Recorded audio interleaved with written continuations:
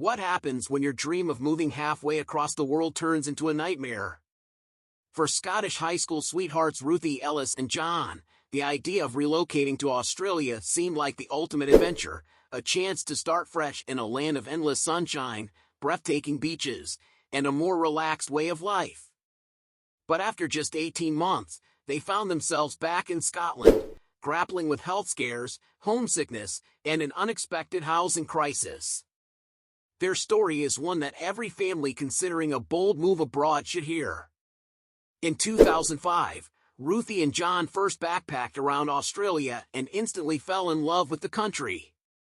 The sprawling landscapes, rich culture, and laid-back lifestyle were everything they'd dreamed of. Even after settling down in Dunbar, Scotland, buying a house, and raising their 3 children, Brooke, Alfie, and Jonah, the allure of Australia never faded. They longed for the life they imagined down under, filled with sunshine and outdoor adventures. So, in January 2020, after Ruthie obtained her permanent residency visa as a midwife and gave birth to their 3rd child, they made the bold decision to sell their house and move to Sydney, believing they were chasing their long-held dream. But dreams don't always go as planned. From the moment they arrived, it felt like everything was stacked against them. Australia was gripped by some of the worst bushfires in its history, with blackened skies and ash raining down. Then came the pandemic, locking down the country and amplifying the feelings of isolation. What was supposed to be a fresh start quickly spiraled into a chaotic experience. Ruthie recalls the fear that gripped her in those early days, wondering if they had made a terrible mistake. It was terrifying. The sky was black, there was smoke everywhere, then a few weeks later, the pandemic hit. I thought, oh my God, what is happening? Despite the setbacks, there were moments of joy. The family took full advantage of the outdoor lifestyle Australia offered, spending days at the beach or exploring the coast. But it wasn't enough to make up for the emotional strain they were under. Ruthie, homeschooling her children while caring for a newborn in a foreign country during a global pandemic, began to crack under the pressure. Then their eldest daughter, Brooke, became seriously ill, struggling both physically and emotionally. It was the final blow. I eventually said to John, I can't do this anymore. We need to go home. He was devastated, but I felt like a failure. In August 2021, the family made the difficult decision to return to Scotland. However, what awaited them wasn't the comforting embrace of home they had hoped for.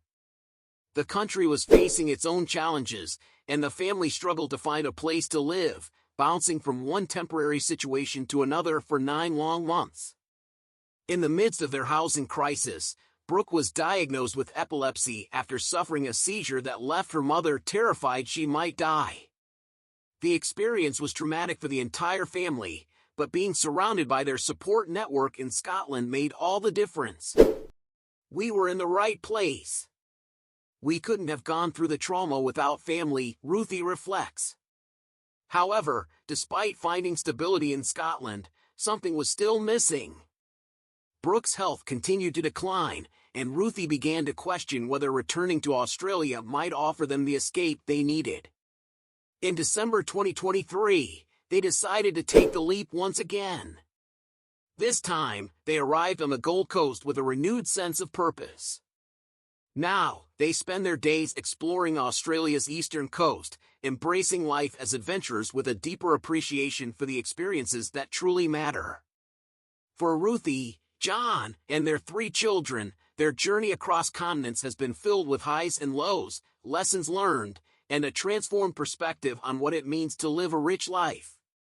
While they don't know if they'll stay in Australia for good, their focus has shifted from material goals like owning a big car or paying off a mortgage to something more meaningful, making memories and embracing life's unpredictable twists. Ruthie's advice to anyone considering following in their footsteps? Grab the opportunity with both hands. After all, as she says, when you've been through trauma, you want to live. And for this family of 5, their globe-trotting adventure has become the experience of a lifetime.